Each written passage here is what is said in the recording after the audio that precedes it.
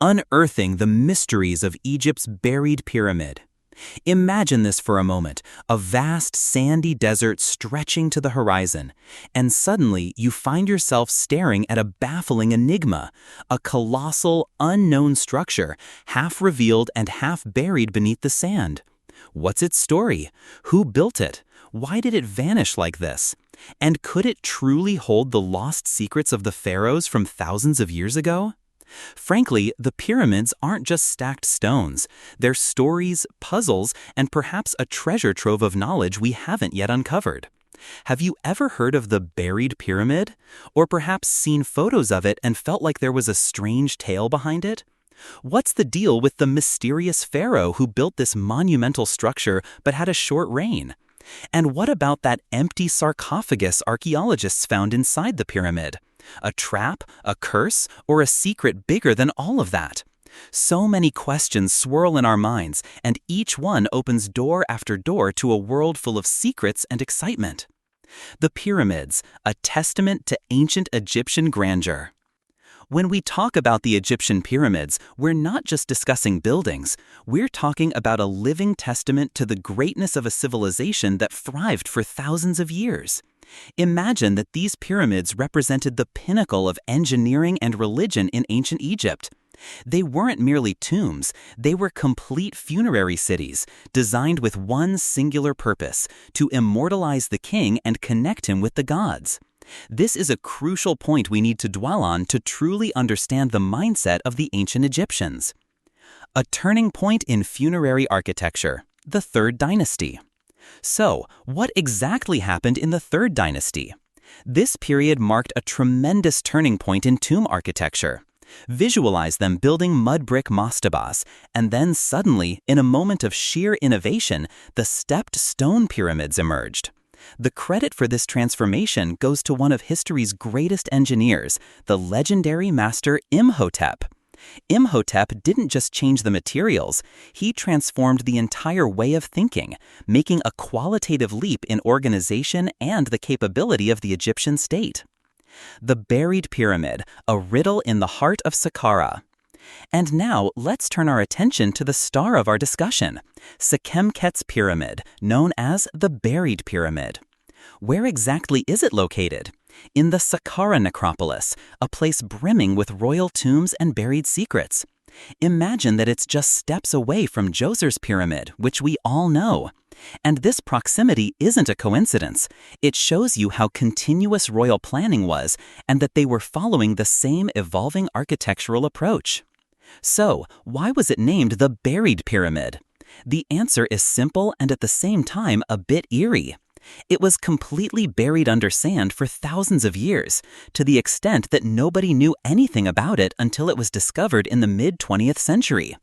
The word buried itself evokes a sense of mystery, as if a great secret lay hidden.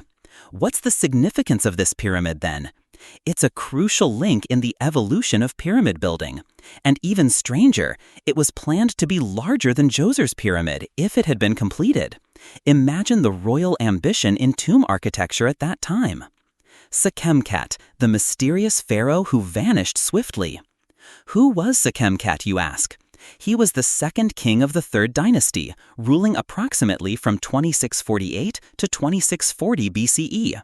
So, we're talking about the dawn of the Old Kingdom, a period of Egyptian identity formation and the establishment of the centralized state. Sekhemkhet was Djoser's direct successor, inheriting the throne and glory. However, there's a significant issue here.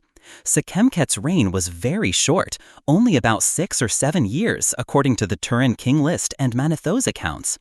And imagine, this short duration is the main explanation scholars provide for the incompleteness of his monumental pyramid project. So, does the name buried pyramid only refer to its discovery under the sand or its incompleteness?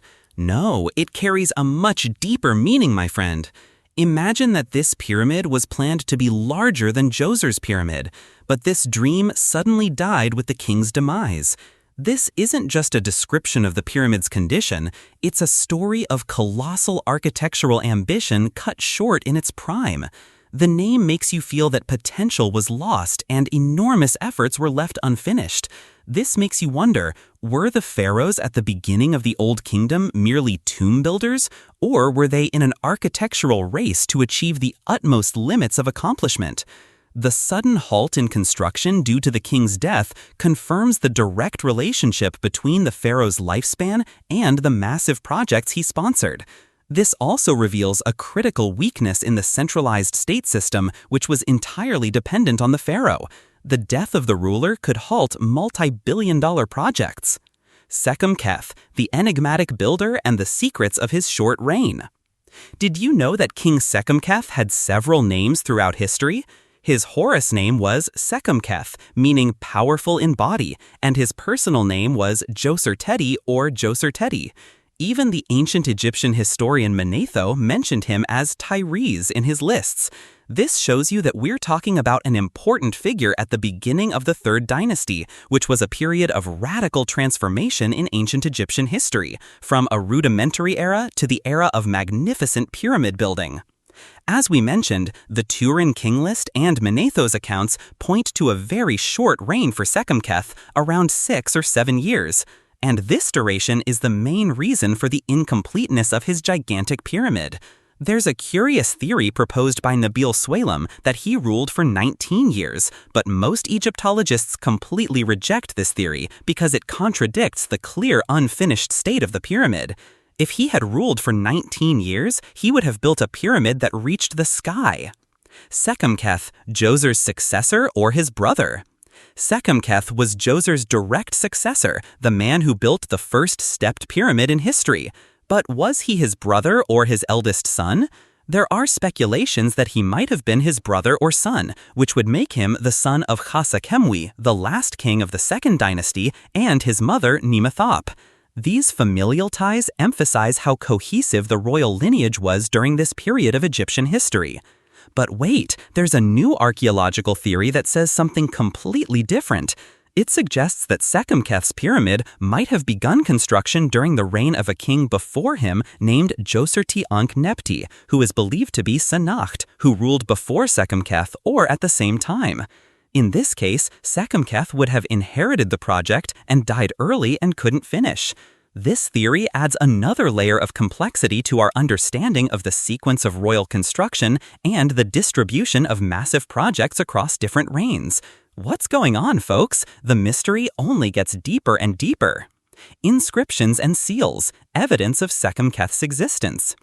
Honestly, the information we have about Sekhemkhet's reign is very limited due to his short reign and the incompleteness of his tomb complex. But there's key archaeological evidence that reveals Sekhemkhet, such as 2 rock inscriptions in Wadi Mahara in Sinai. These inscriptions show him wearing different royal crowns, white and red, and in the traditional smiting the enemy scene, which indicates he was militarily active or controlled mining regions. The presence of these inscriptions suggests that copper and turquoise mines in Sinai were exploited during his reign, areas that were active throughout the Third Dynasty. And clay seals bearing Sekhemkhet's name were also found in Elephantine, which confirmed his identity. Sekhemkhet's pyramid isn't just another pyramid, it's a direct and very important next step in the evolution of pyramid architecture after Djoser's pyramid.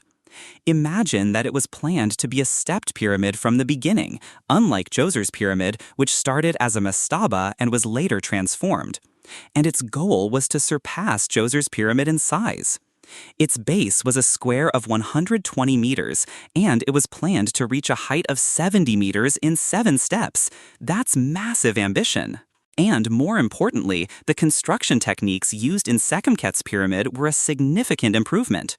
They used much larger stone blocks, almost double the size of Djoser's blocks, which shows that they were developing their cutting and assembly skills. Imhotep, the immortal genius in Sekhemkhet's reign. Folks, most sources confirm that there are striking similarities between Djoser's complex and Sekhemkhet's complex.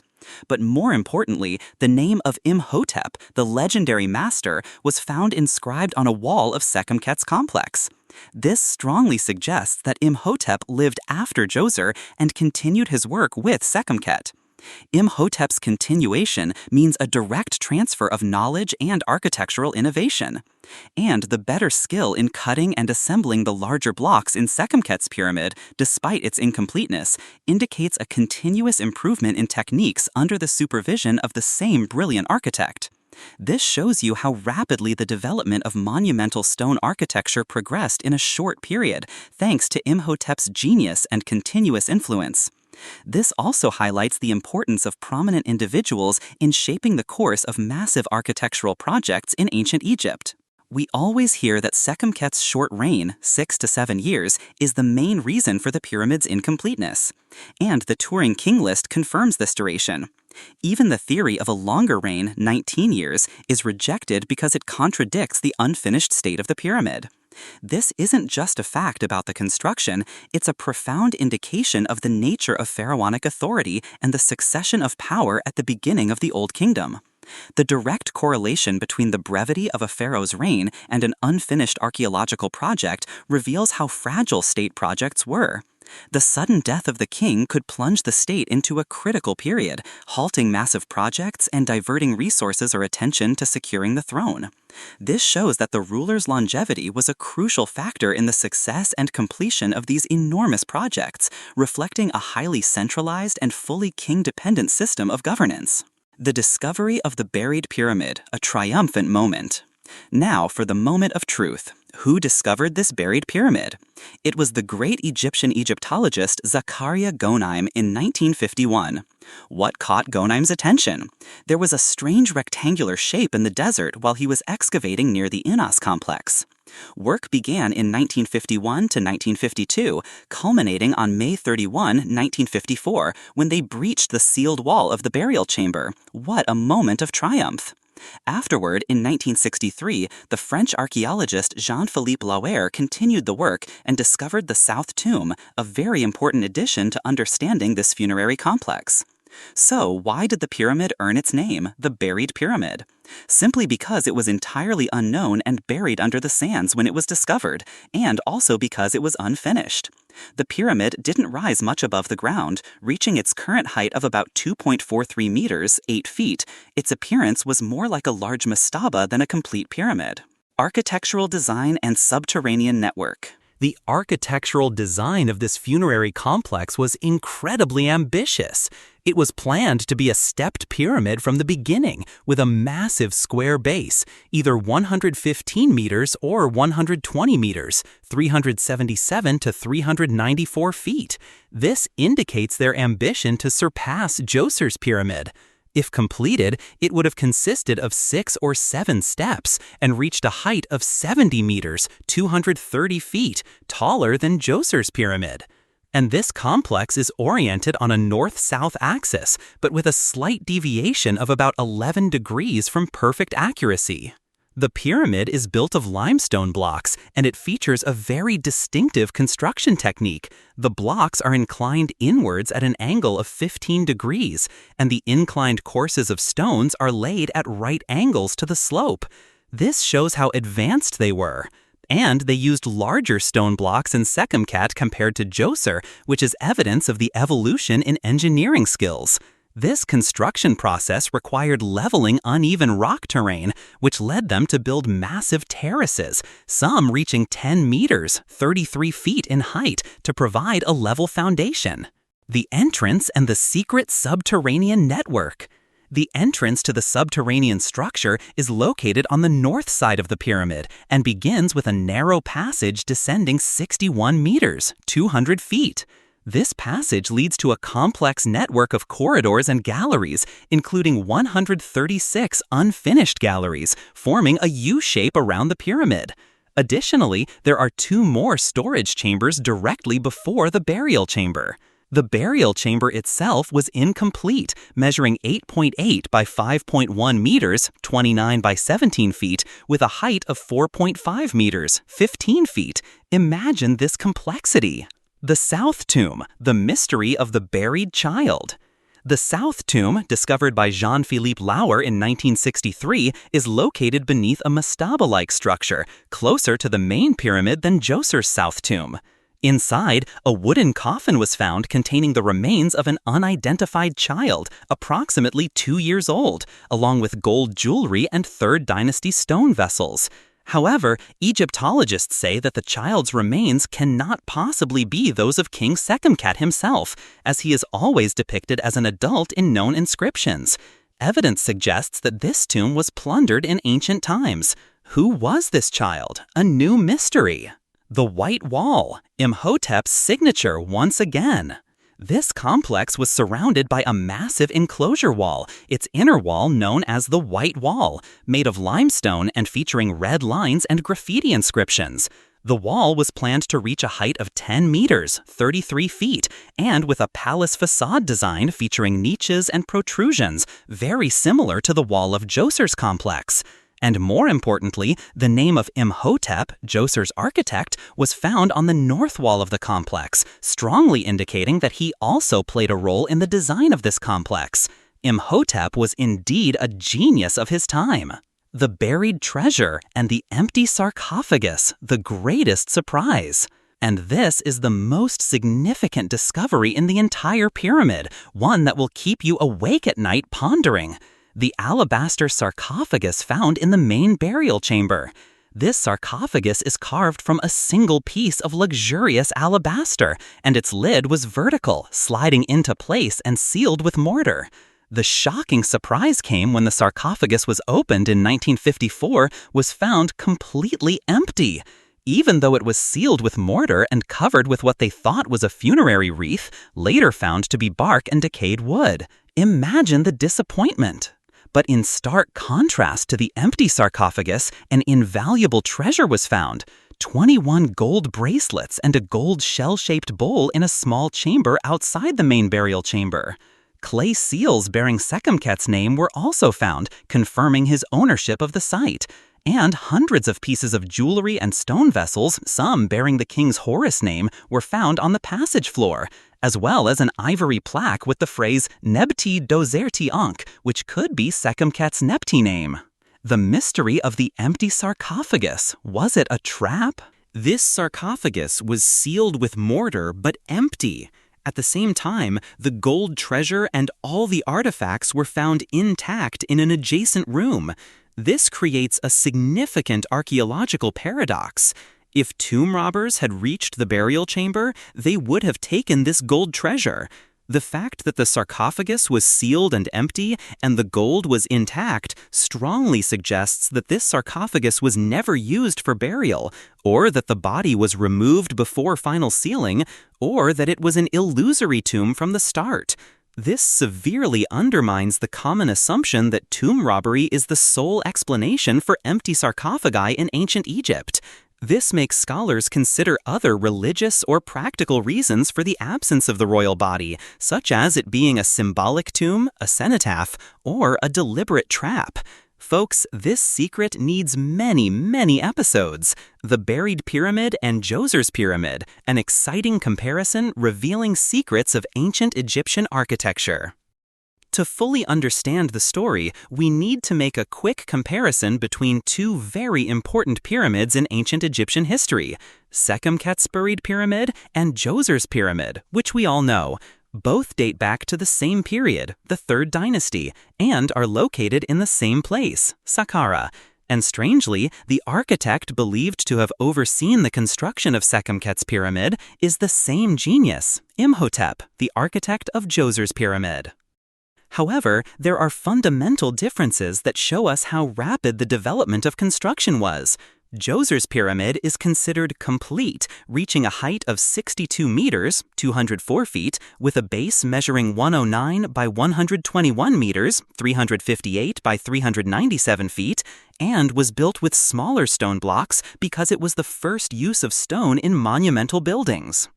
In contrast, Sekhemkhet's pyramid, built by King Sekhemkhet, Djoserti, is considered incomplete, reaching a height of only about 2.43 meters, 8 feet when discovered in 1951.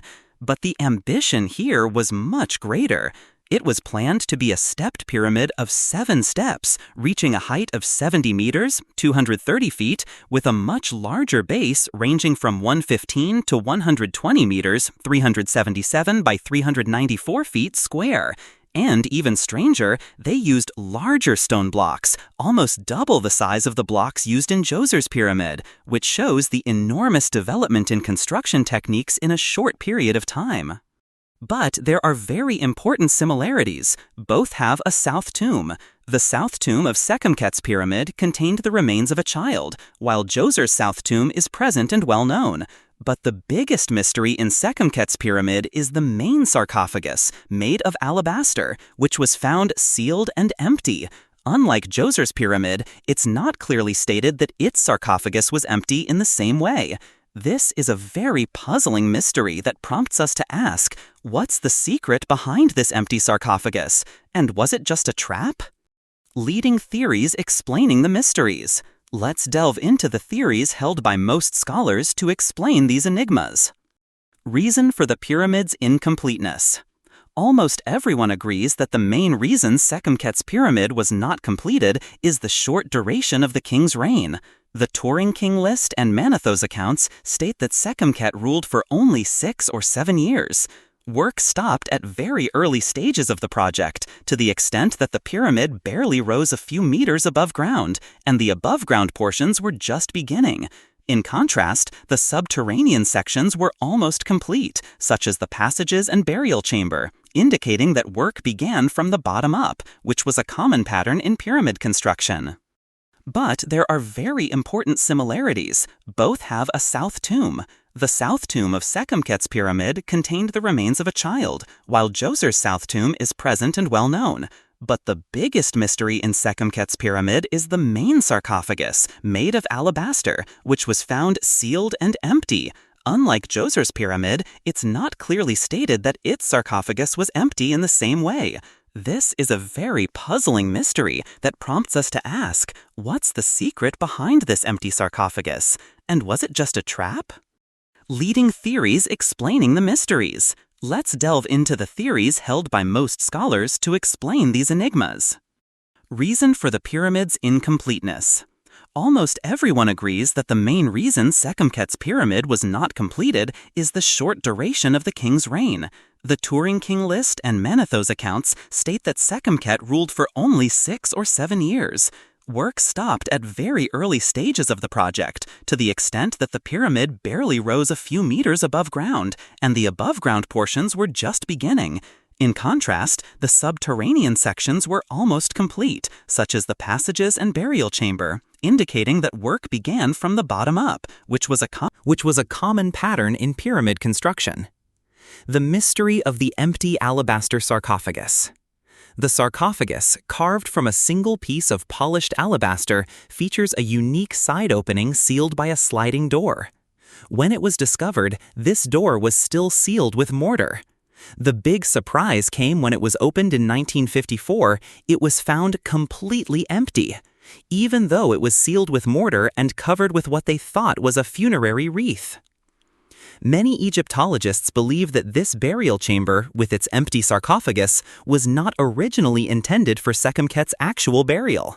Instead, it was a dummy tomb or a ritual burial site, symbolizing the king's burial without containing his body. Some hypotheses suggest that the king's body might have been moved later, perhaps during a period of unrest like the First Intermediate Period, to a safer location, or that he was buried in another secret location we haven't discovered yet. So why didn't robbers take the intact golden treasure, 21 gold bracelets and a shell-shaped bowl? It's possible they didn't steal these items because they knew the king wasn't buried in that sarcophagus, thus diminishing their value in their eyes. Imhotep's role. Almost everyone agrees that Imhotep, Djoser's brilliant architect, supervised the design and construction of Sekhemkhet's funerary complex. This is supported by 2 things: the presence of his name in graffiti inscriptions on the wall surrounding the complex, and the clear architectural similarities between the 2 complexes, such as the facade design. This suggests that Imhotep lived longer than Djoser and continued his service to his successor, confirming his unique status and continuous influence on the development of ancient Egyptian architecture. The primary purpose of Sekhemkhet's complex, like any royal funerary complex, was to be a burial place for King Sekhemkhet and to ensure his continuation in the afterlife through rituals and offerings. The complex was planned to include a funerary temple and other features present in Djoser's complex, but its incomplete state makes us unsure about the presence of all these features or their final form. Explanation of the child's remains in the South Tomb. The remains of the child, approximately 2 years old, found in the South Tomb could not possibly be those of King Sekhemkhet, as he is always depicted as an adult in known inscriptions and artifacts. The identity of this child remains a puzzling mystery. It could be a royal prince or another member of the royal family, indicating another or ritual burial within the complex.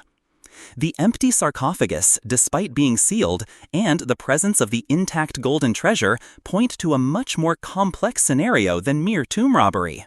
The dummy tomb or symbolic tomb theory directly explains this contradiction.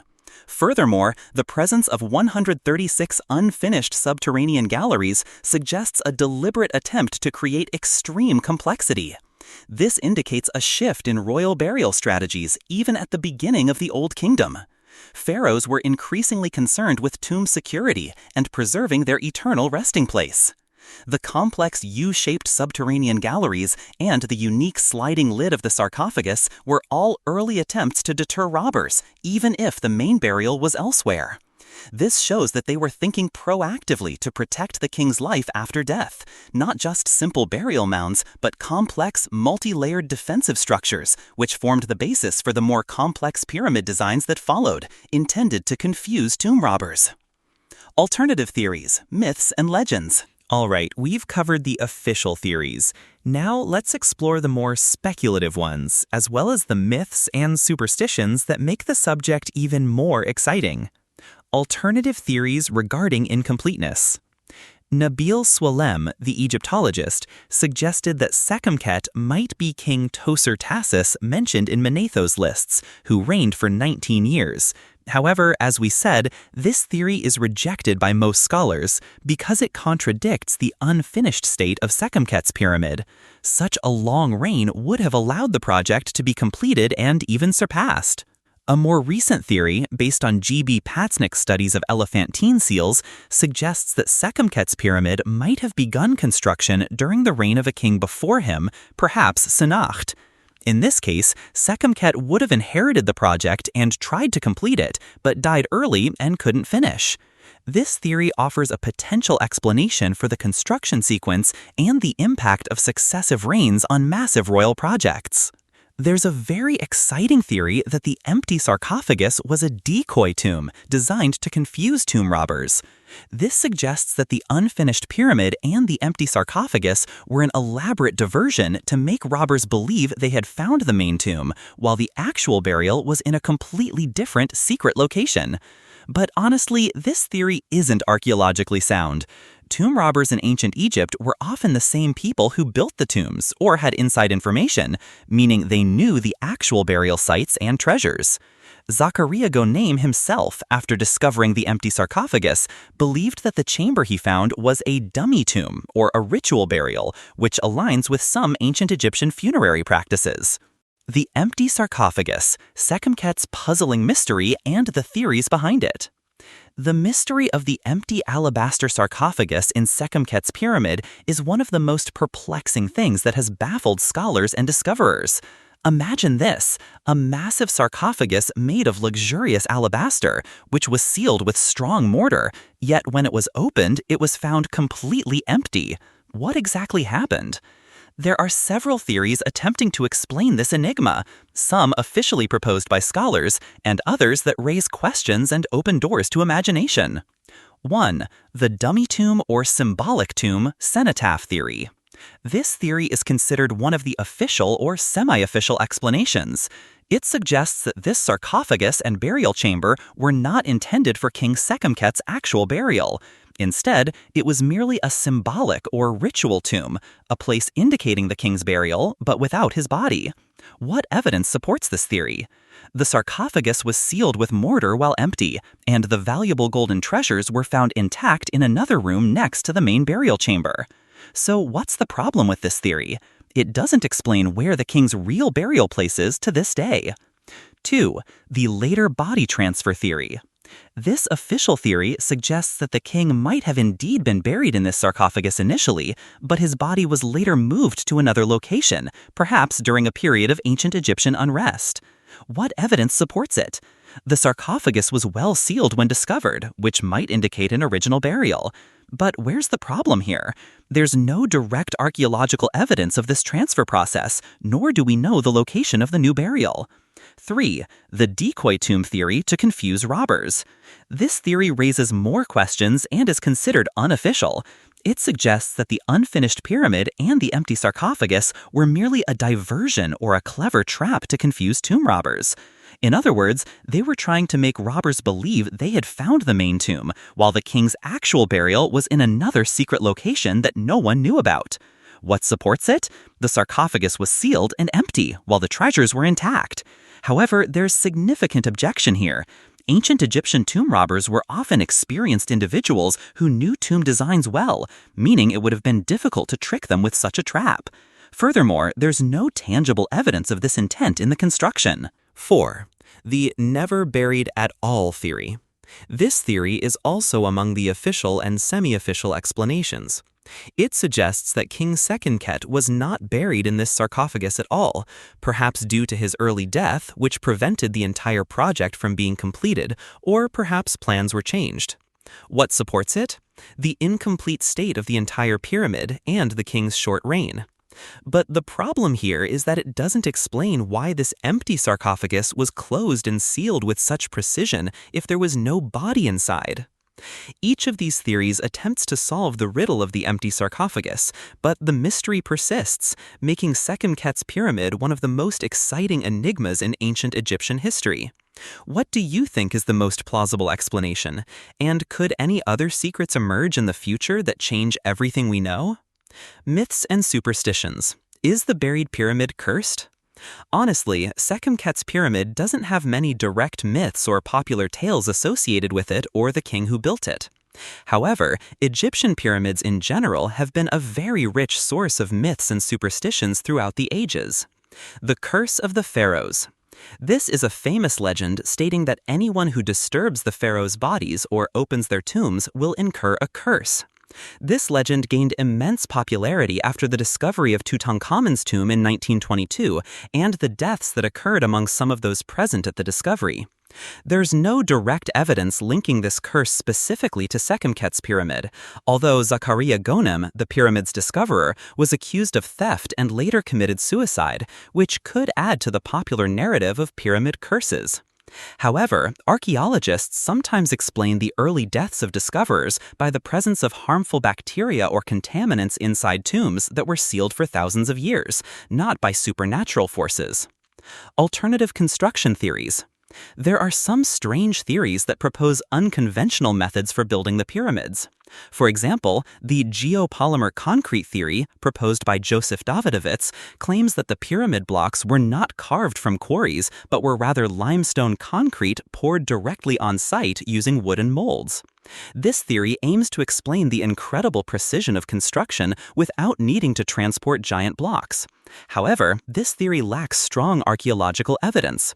No wooden molds or their remnants have been found, nor does it explain the varying dimensions of the blocks or the presence of tool marks on the interior stones.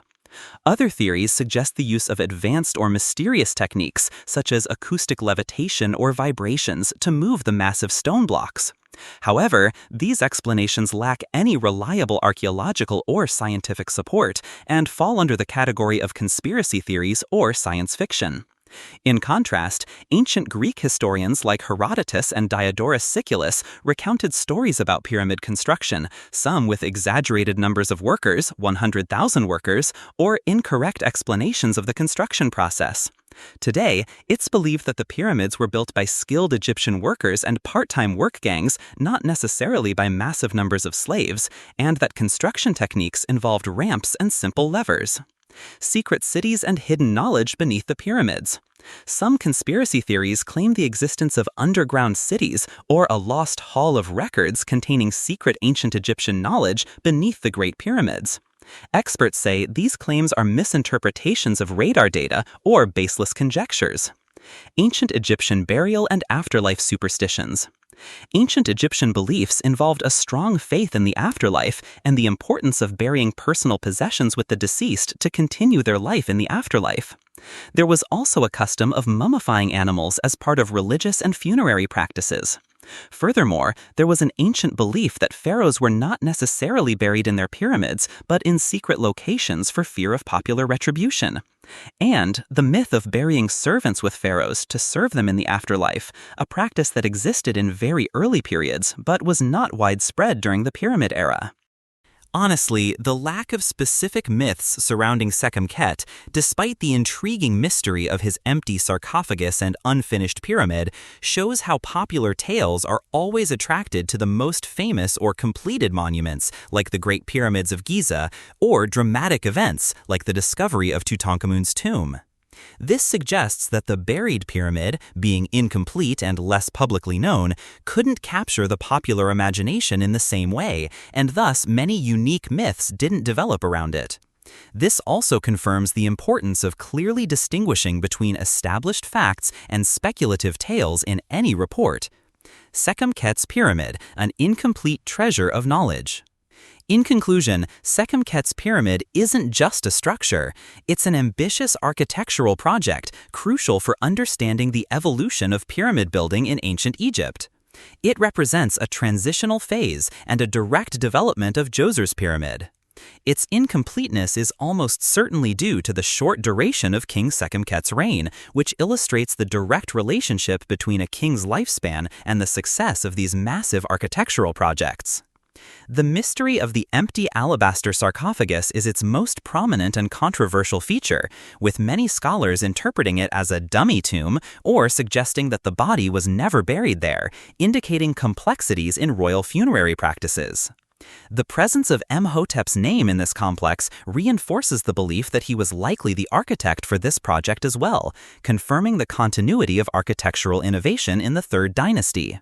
There are still ambiguous points that require more archaeological research. Most importantly, where is King Sekhemkhet's actual burial place, if this empty sarcophagus isn't his final resting place? Also, the precise identity of the child buried in the South Tomb is still unknown. Furthermore, the complete plan of the above-ground complex, such as temples and other buildings, which was not completed, could reveal additional details about the king's architectural vision. We urgently need modern systematic excavation using the latest technologies to uncover the remaining mysteries, because the information we have now can sometimes be confusing and contradictory, and based on older work. The buried pyramid provides us with invaluable insights into early construction techniques and the architectural planning of royal burial complexes at the dawn of the Old Kingdom. It shows the challenges faced by the early pyramid builders and how political factors and short reigns affected these massive projects. It's a testament to the ambition of the early pharaohs to build monumental funerary structures to ensure their immortality, even if these projects remained unfinished. Honestly, the incomplete state of the pyramid, contrary to what it might seem, is actually a unique archaeological advantage. It provides us with an invaluable snapshot of the construction process itself, revealing the step-by-step nature of pyramid building, the subterranean structure first, the advanced techniques, larger blocks, terracing, and the challenges faced by the builders. Unlike completed pyramids whose casing stones hide their internal structure, Sekhemkhet's pyramid gives us a direct view of the methods and materials, making it a crucial case study for understanding early pyramid construction, not just theoretical models. This allows us to observe principles of just-in-time manufacturing that they might have applied. After all these secrets, do you think there's still anything left to discover in the buried pyramid? If they continue digging and excavating, what do you think they'll find? Let me know your thoughts in the comments.